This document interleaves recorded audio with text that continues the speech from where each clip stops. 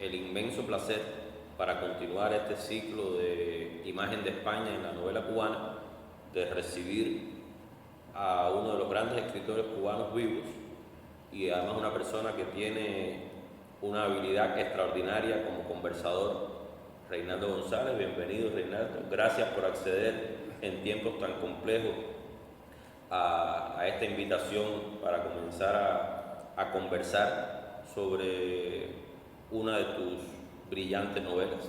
O sea, creo que hay otra que me gusta mucho, que es Siempre la muerte, su paso breve, pero Al cielo sometido creo que es un ejercicio increíble de maestría literaria, y bueno, sobre eso vamos a conversar un poco tú y yo. Aquí debía estar hoy Marlen Domínguez, a quien yo le había pedido, en su calidad de lingüista y en su calidad de estudiosa de este libro, que me acompañara para conversar contigo y sobre todo para explicar desde el punto de vista de lingüista algunos de los grandes aciertos de la novela. Ella, todo, ¿sabes?, ha sido como ha sido en esta ola de pandemia de coronavirus, pero Marlen tuvo la gentileza de enviar un texto para acompañarnos de esa manera. Yo voy a leer algunos párrafos del texto y después te pido que conversemos sobre la novela.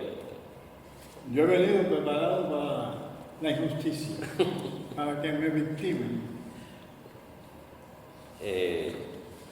Dice, Marlen empieza su texto hablando del Quijote, que por supuesto es una de las grandes influencias de esta novela. Y después dice, la novela que hoy nos ocupa, con tener su propia virtud creativa y singularidad, puede enfrentarse desde la lengua como una aventura inspirada en el Quijote, o mejor, en los afluentes de la literatura aurisecular, tan variada y a la vez tan coherente. No hablaría, sin embargo, de Al cielo sometidos como un mero ejercicio de mímesis de la lengua de los siglos de oro, porque su mestizaje, que se advierte en personajes, temas, épocas, ambientes, no es menor en cuanto a fuentes lingüísticas, y por otra parte, porque la obra es también, incluso lingüísticamente, profundamente cubana. Dice, el ambiente distendido que caracteriza la novela, la lengua se mueve así, sin incoherencias, de lo jergal a lo escatológico o lo grotesco, acentuando el tinte de marginalidad. Y bueno, también habla de otra serie de aciertos lingüísticos que tiene este libro, que yo creo que es un ejercicio, te repito, inesperado. Lo fue para mí en el momento que apareció la novela. Y la primera pregunta que quisiera hacerte es, ¿cómo te inspiraste? O sea, ¿de dónde salió la idea de esta novela en que tratas con éxito, creo, de escribir a la usanza del español de los siglos de oro? Creo que es un convencimiento que llevo hace mucho tiempo, que es que la literatura debe caracterizar la época que describe. Mi novela, Siempre la muerte, su paso breve, era una época en los años 50 de Cuba, envuelta en el bolero, en el dicharacho popular, etc. Y de eso me nutrí para escribir mi novela. Y pensando en los siglos de oro, me parecía que lo que puedo llamar caracterizar desde el lenguaje. Esto es una obsesión, es un interés en particular, porque es ponerle dificultades a la literatura. Si no, de lo contrario, te quedas con que tú cuentas una historia, pero el ambiente y la forma de pensar que se corresponde con la lengua que habla, la contrahaces, la retuerces para poner la tuya. O sea, si tú escribes hoy sobre una novela que ocurre, por ejemplo, en el mundo del boxeo, y ocurre en los años 50, debes empaparte muy bien con el lenguaje boxístico y sobre el lenguaje que se hablaba y se escribían las crónicas de boxeo. Tienes que hacer un trabajo de investigación, de apropiación, para que después, como natural, sale en la obra. Porque de lo contrario te informa, es muy explícito que te informa a posteriori. Tú no reconstruyes espacios, no reconstruyes pensamientos a la manera de la época, con sus contradicciones, con sus necesidades, con su forma de expresar o de sintetizar cuando es así. Y los siglos de oro han tenido mucho tratamiento en la literatura, pero no siempre respetando esto. Yo siempre pienso, una novela que ocurre no en los siglos de oro, en el siglo XIX nuestro, de alguna manera tiene que darte la forma de pensar, de expresarse de ese momento histórico. Y no es que tú se lo atribuyas, se nota cuando tú no haces ningún esfuerzo por caracterizar. A mí me gusta mucho definir esto como caracterizar desde el lenguaje. Y eso fue lo que me propuse cuando ya tenía la imagen de esto. Cuando esa novela yo empecé a escribirla, fue cuando se estaba celebrando la lengua, en los años 80, 90, y a propósito de la lengua habían salido unos cuantos libros.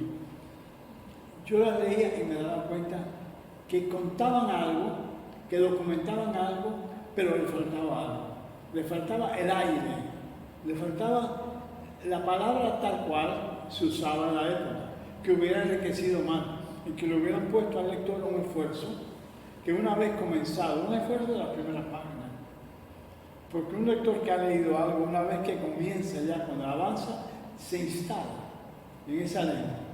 Hubo un comentarista en Milán que dijo que yo había hecho un español virtual. A mí eso me pareció exacto. Le voy a decir por qué. Yo soy un lector del siglo XIX, del siglo de oro, de los siglos de oro, porque habría que hacer una explicación de eso, obvia ahora. Pero soy un lector de esto y su poesía, su teatro, sobre todo, si piensas en teatro, piensas en la expresión verbal de la época. Claro. Y siendo un lector de esto, quería transmitirle a mi lector, transmitirle ese espíritu. Tenía el argumento, ya tenía, va a ocurrir prácticamente dentro de una casa, va a ocurrir prácticamente en un burdel, y a ese burdel las personas que entran y que salen traen el contexto histórico. No voy a describir un palacio, voy siempre a describir el burdel, pero el palacio va a venir allí porque alguien viene desde ese palacio. Y así, este tipo de zancadillas para la realización me parecían que enriquecerían el texto. Y bueno, me basta decir que he sido un lector de los siglos de oro, he sido un fehaciente lector, que eso iba conmigo, pero de todos modos me decidí a releer Cervantes, a releer a la gente que había leído. Sí, ahí está, a mi juicio, o sea, no solo el Quijote, también está Delicado de la Lozana Andaluza, que Claro. incluso tú juegas Empezando, ya Delicado anterior, pero está ahí, porque está la Lozana La Andaluza. Celestina, o sea, todo este ambiente de mancebía en que se desarrolla la novela, da o sea, siempre me recuerda cierta zona de la Celestina, ¿no? Donde están todos estos personajes y van apareciendo. Es muy curioso cómo consigues esto, ¿no? Desde este microcosmo que puede ser el burdel, sin proponerte aparentemente pintar un fresco de la España de la época, creo que sí lo consigues, porque ahí van concurriendo los clérigos de la Inquisición, los policías de la Santa Hermandad, Cristóbal Colón, las historias de Cristóbal Colón. Y bueno, a mí me parece muy curioso porque es una de las pocas novelas, de las muchas que hubo en la época, efectivamente, que abordaron el encuentro de ambas culturas, que tiene esta perspectiva de satírica, bastante satírica en muchos aspectos, y también bastante picaresca, porque ahí está igual Guzmán de Alfarache y otros pícaros españoles. También te documentaste mucho, obviamente, en historia de España. Bueno, a mí me parece que la encrucijada histórica era fundamental, porque está la Inquisición trabajando, está solidificándose la Inquisición.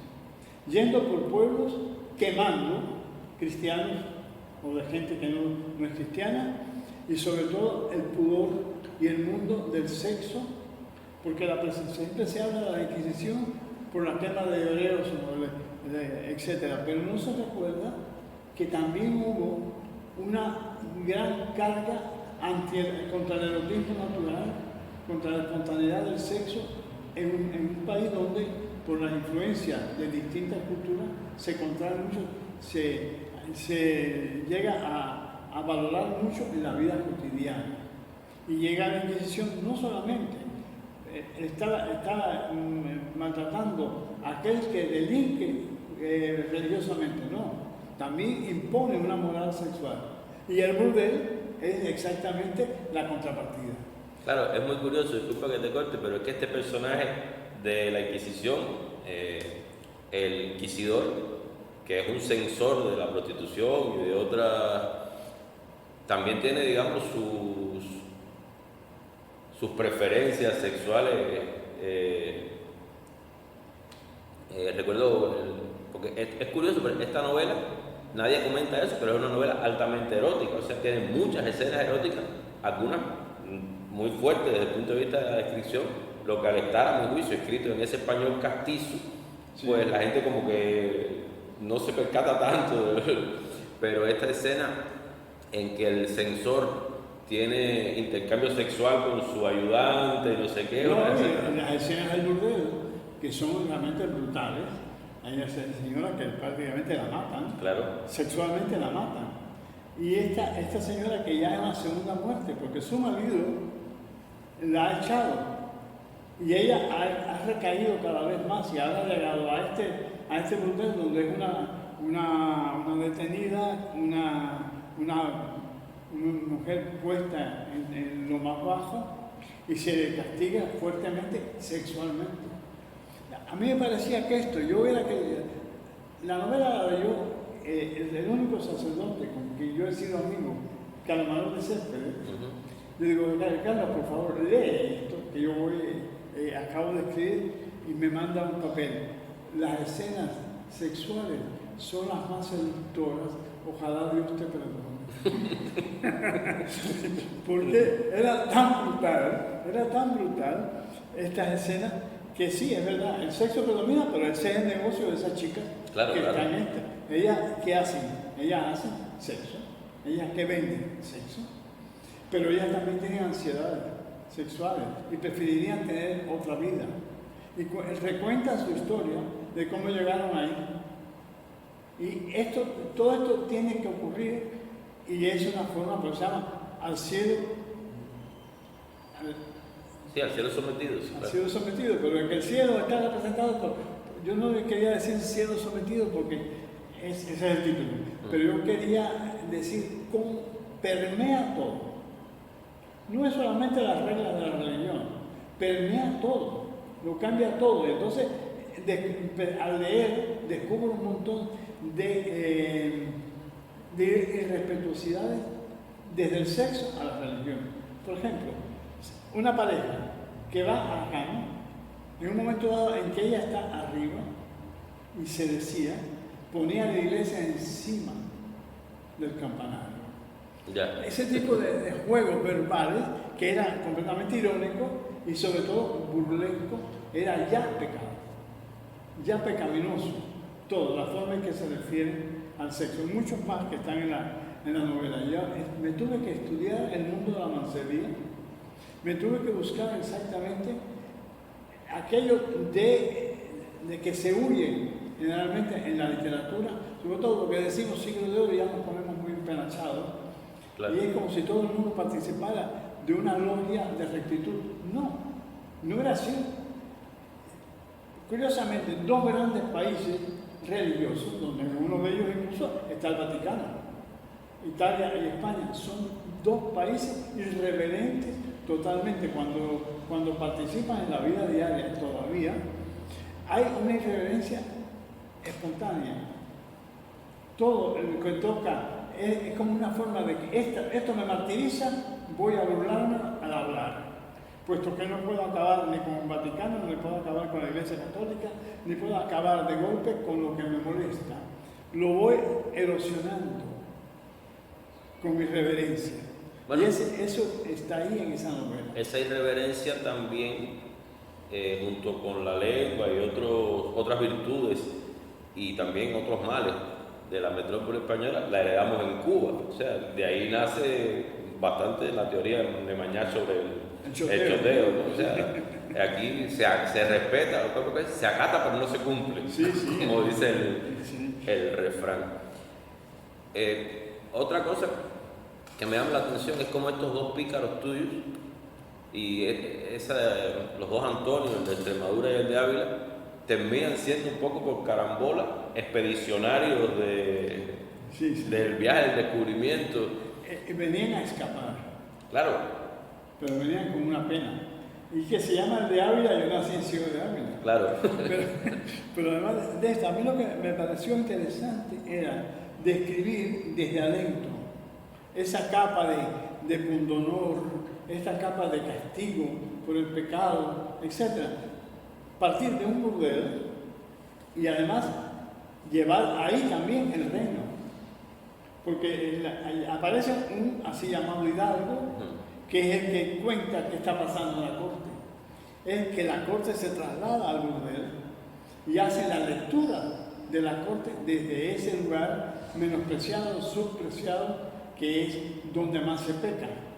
Y a mí me interesaba mucho hacer esto porque la irreverencia ha formado el carácter de España y el carácter nuestro por naturaleza, por herencia. Yo no conozco dos pueblos más irreverentes que España e Italia y más divertidos. Constantemente es a la Virgen cuando vas a la Semana Santa, ves las cosas que le dicen, las saetas de que se habla, puta, qué linda es, y cosas así. Dice, bueno, ¿cómo es posible que a la Virgen María, a la Madre del Hijo de Dios, se le cuestione de esta manera?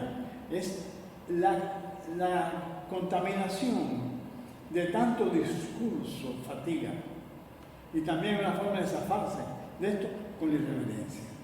Y esta forma parte de esa novela. Yo quise dotarla de una información de época, utilizar el idioma para caracterizar la época. Me tuve que meter a releer la picaresca toda. Me había comprado no sé cuántos libros de picaresca en una biblioteca, en una librería, y la traje a Cuba y regalé las ediciones anteriores porque estas eran anotadas. Y eso me fascinaba. Claro, que te da mucho contexto. Claro. Que es realmente antológica. Todos los libros salen muy bien comentados, bien documentados. Y me puse yo de nuevo a estudiar. Yo había leído muy bien esto, pero me di el gusto de volverlo a leer. Empezando por la Celestina, empezando por la Aldonza, la Lozada Andaluza, y volviendo a la zona. Da la casualidad que tuve que viajar mucho en ese tiempo. Y viajar era ir, naturalmente, ya acumulando sensibilidades más que información.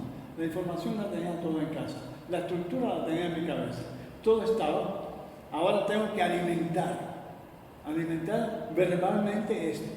Yo, por lo que empezamos a hablar, yo no concibo que se pueda tratar un tema sin documentarlo desde el idioma. Porque si no, ¿qué esfuerzo haces? Entonces lo puedes contar como se cuenta una película. Claro. Se puede contar, te informo qué pasó, pero la cosa es trascender lo que pasó, hacérselo sentir. Yo sé que ofrece las primeras 50 páginas, deberá seguramente a un lector nuestro hoy, debe darle hasta una pesadilla hasta que se instala. Claro, es un problema de acomodarse también. Eso está en la cabeza de la lengua, eso está en la cabeza de nuestra cultura.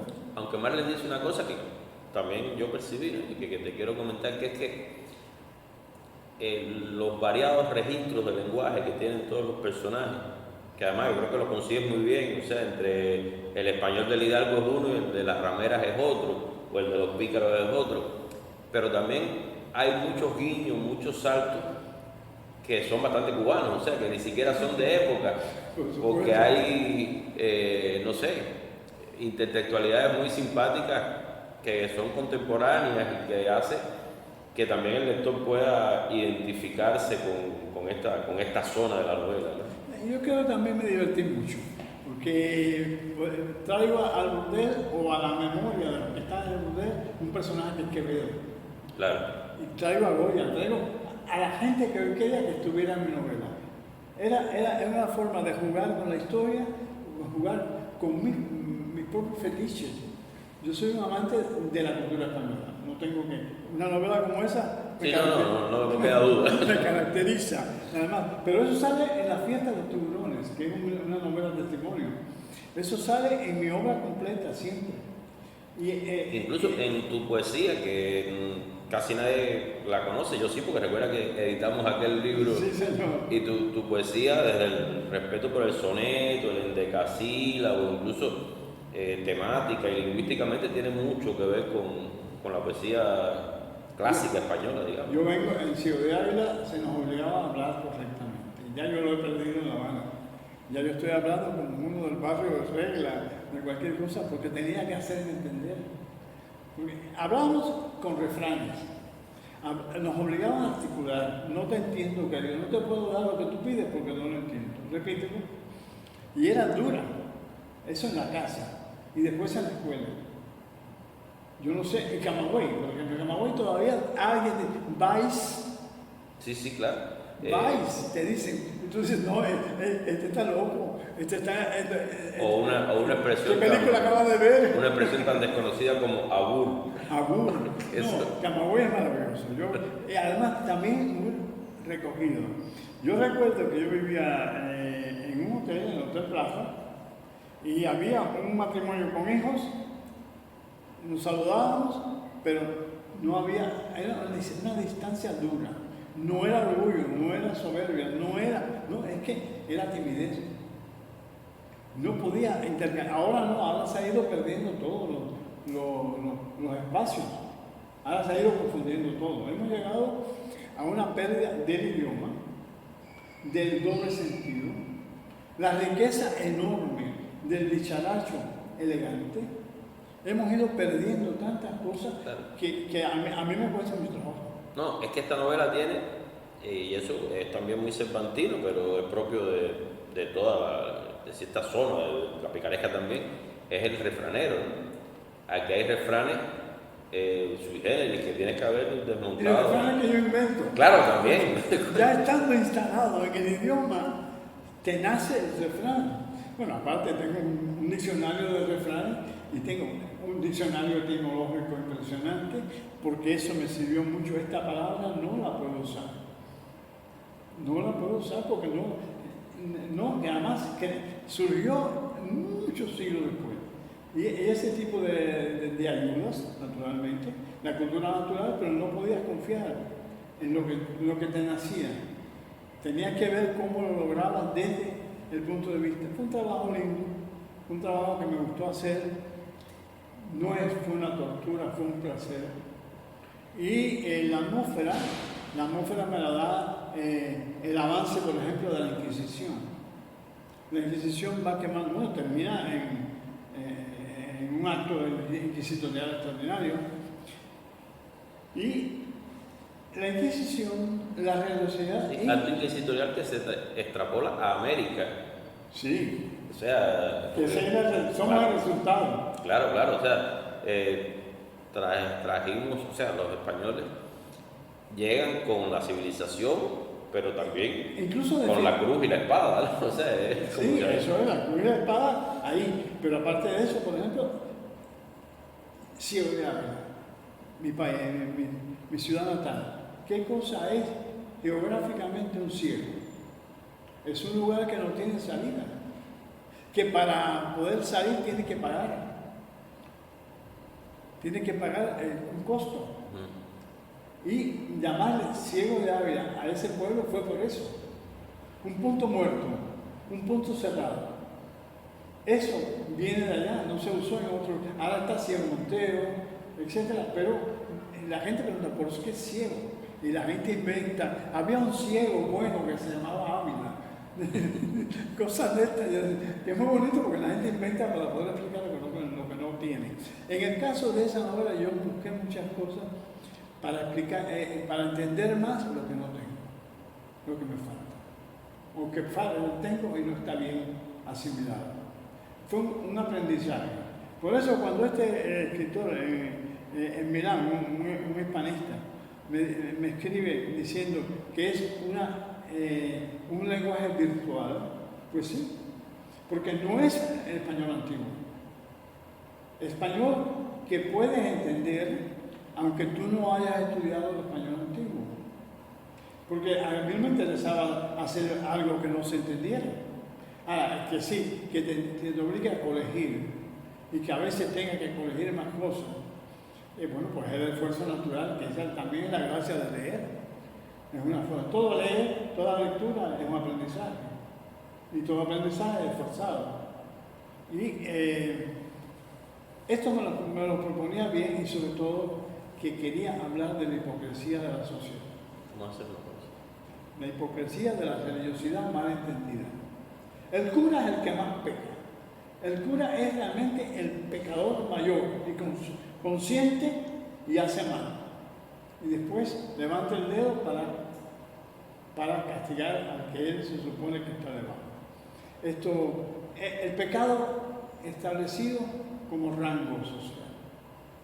Porque lo primero que pasó en algunos pueblos de España fue que empezar porque la aristocracia pecaba con más fuerza y había unos juicios.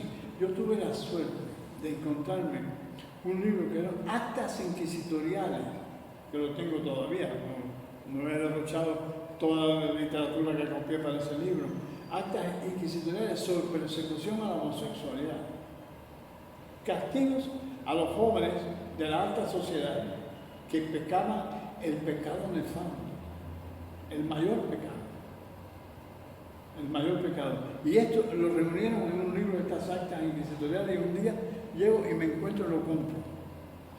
Y eso me documentó mucho para ese rango que se aborda también en la novela, la homosexualidad posible de los muchachos y la homosexualidad de un cura sin vergüenza, que ha sometido, que ha llevado a un hombre casto, ¿no?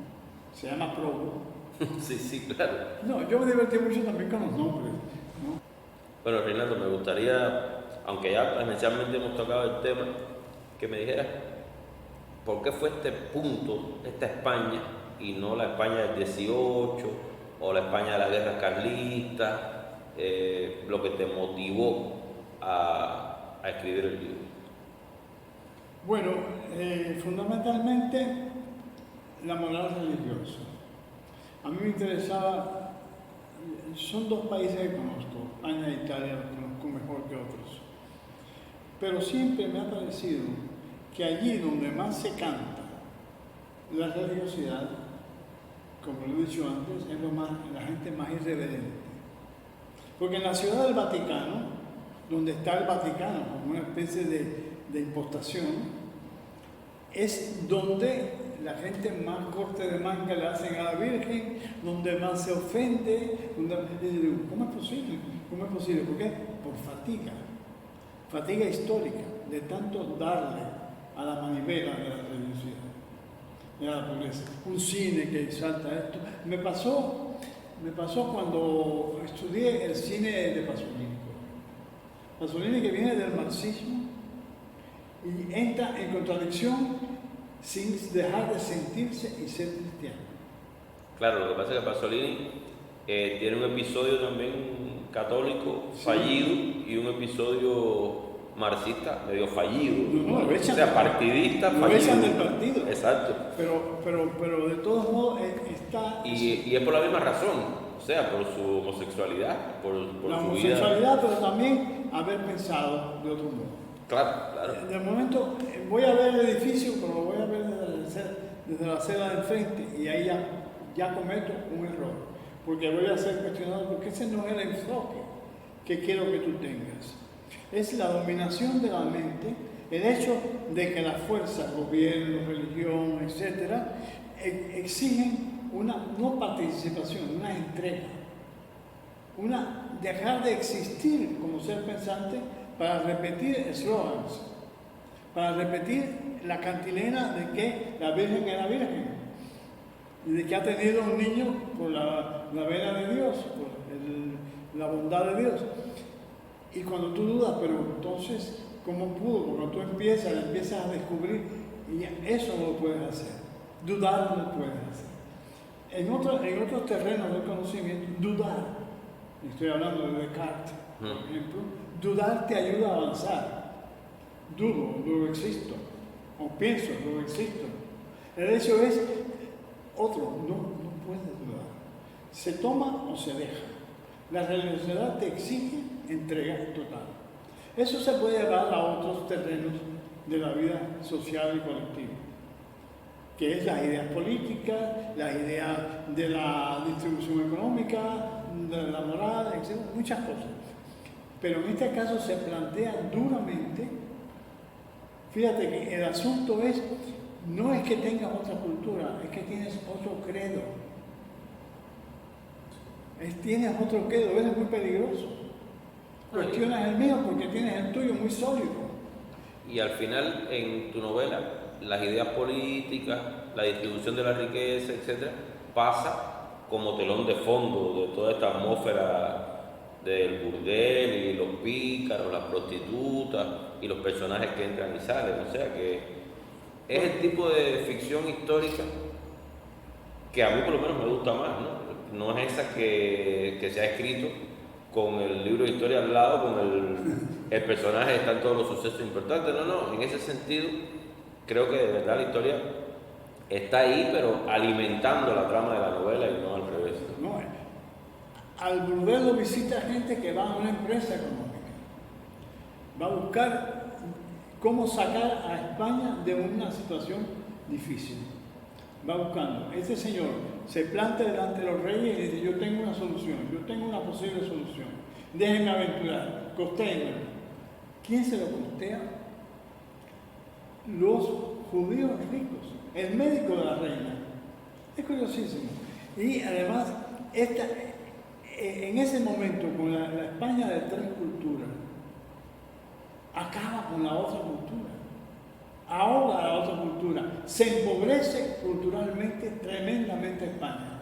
España pierde con este empecinamiento religioso, la España negra, ¿no? La España del luto, la España del llanto. Mientras tanto, se va apagando la España económica. Incluso para el viaje de Colón y para todo, se van empeñando tremendamente y resulta que las ganancias van a otro lugar. Sí, recuerda aquel verso famoso de Quevedo sobre el oro: nace en las Indias honrado, donde el mundo la acompaña, viene a morir en España y es en Génova enterrado. O sea, el oro americano también en los bancos. Ese es mi escritor. Mi escritor no es Cervantes. Cervantes es que lo he leído, lo disfruto mucho, y hay momentos que estás leyendo y parece que estás trasladando la página cervantina. Pero mi escritor de esa temporada, sí, a mí me pasa igual, yo prefiero a Quevedo porque es como más integral, ¿no? No, y porque yo no soy religioso.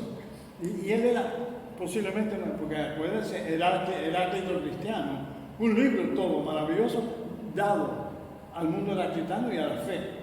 Curioso, no hay que negarle esto a Quevedo. Claro. Quevedo, desde el punto de vista de un católico extremista, es denostable, ¿no? Porque los otros religiosos, tan religiosos, no tienen un libro como ese. No tienen un libro tan trabajado, tan vivido y sufrido como este, el Heráclito cristiano. Que apenas se habla de él. Ese es un libro que no se... No, porque el Quevedo más socorrido últimamente es el Quevedo o el gran poeta, o el Quevedo de la picaresca, una picaresca bastante trágica, por cierto, que no tiene, digamos, otros visos. Era un hombre muy recomido. Claro. Era un hombre muy amargado. Y era maltratado por las intrigas políticas. Un moralista fuerte. Cuando tú lees todo esto que se le atribuye, o está, pero se exalta más que otros valores de Quevedo, estamos olvidando que este es el gran moralista. Por eso, sí, claro, por supuesto. Por eso su conceptismo no es un conceptismo de adorno, No, muchas veces, y la mayoría de las veces, es de contracción, de síntesis. Él sintetiza y ahí sale la gran literatura. La gran literatura de Quevedo sale cuando él logra que las ideas se sinteticen, quedan exactas. Ni una palabra acá sobra, ni una palabra falta. Y ese es el escritor, ese es mi escritor de los siglos de oro. Yo lo adoro y cada rato lo vuelvo a leer, etc. Y te quería decir estas cosas, quería decir cómo el pecado como instrumentalización para martirizar la vida. La martirización no existe un infierno, el infierno es la tierra.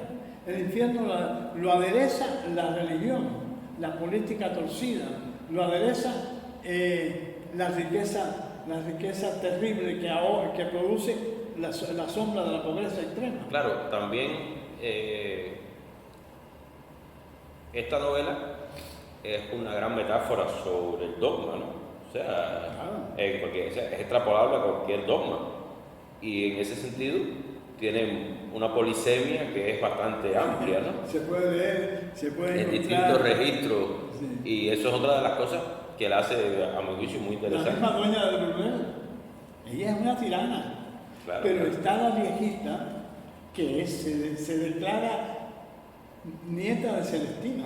Sí, sí. Todos estos juegos a la gente que no ha leído la literatura española se le escapan. Todo el tiempo estuve jugando.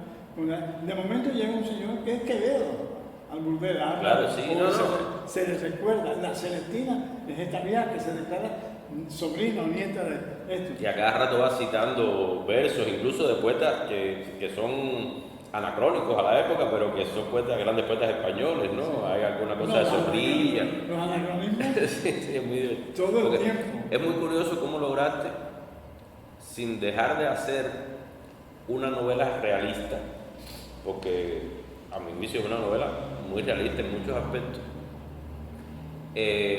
hacer estos juegos espaciotemporales, ¿no? Que en otros, no sé, por ejemplo, ya yo comenté El Arpa y la Sombra de Carpentier, donde hay una serie de extrapolaciones culturales y tal, pero Carpentier termina por desplazarse abiertamente al fantástico, sí. O sea, a buscar otras realidades, no sé qué, aquí no, aquí estos anacronismos entran a formar parte del universo de la novela, que sigue siendo, incluso en algunos pasajes, crudamente realista. Y hay también mucha brutalidad. El hecho de, por ejemplo, esta Alonza, la vieja que está para mantener la higiene de la muchacha, abre el canal a un tipo, lo mata. Claro. A un cura. Lo mata y le corta también la parte... No, esa es otra historia. Ah, ¿verdad? Sí, es cierto. Emascula, la dueña del burdel termina emasculando el cadáver de su hermano. Sí, no sí. Es el hermano vivo. Le corta. Sí, sí, que es de todo. Y después anda con él. ¿Cómo? De escapulario. Lo convierte en un escapulario, aquel pene colgando, ¿no? Por toda la novela. Yo me divierto mucho, la verdad. Si yo no me divierto, no puedo escribir. Bueno, Reinaldo, yo creo que igual en esta conversación nos hemos divertido un poco, hemos hablado de muchas cosas importantes, interesantes, y creo que, bueno, por lo menos para mí ha sido un placer tenerte aquí en este ciclo de Imagen de España en la novela cubana. Y nada, te agradezco infinitamente otra vez que hayas venido y te invito a en otras oportunidades volvernos a encontrar para seguir conversando sobre otros temas posibles. Hay temas. Gracias.